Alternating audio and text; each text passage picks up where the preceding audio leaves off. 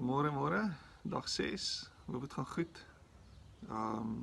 Ek let net op, daar's baie stemme wat met ons praat in hierdie tyd. Baie stemme wat gehoor wil word. Baie mense wat opinies het. Baie mense wat agendas het in hierdie tyd. Almal wil met jou kommunikeer en connect.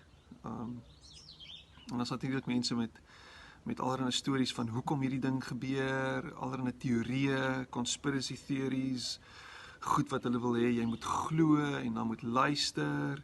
Baie mense wat dit doen onder die dekmantel van dis Jesus en dis wat hy sê.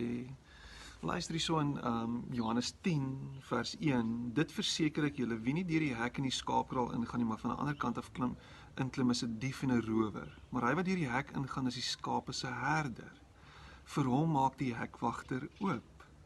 Die skape luister na die herder se stem. Hy roep sy skape op hulle name en lei hulle uit. En wanneer hy al sy skape uitgebring het, loop hy voor hulle uit en die skape volg hom omdat hulle sy stem ken.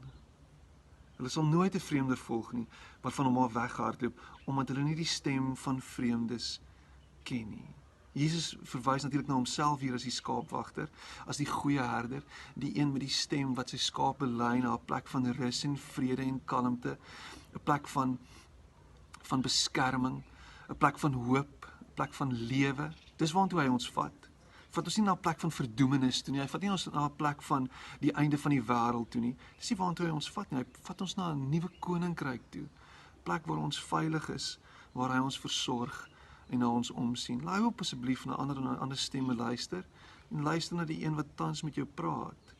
God wat praat elke oomblik van elke dag. Nie ek nie, hy. Sy stem sal jou lei na 'n plek van rustigheid en kalmte en vrede.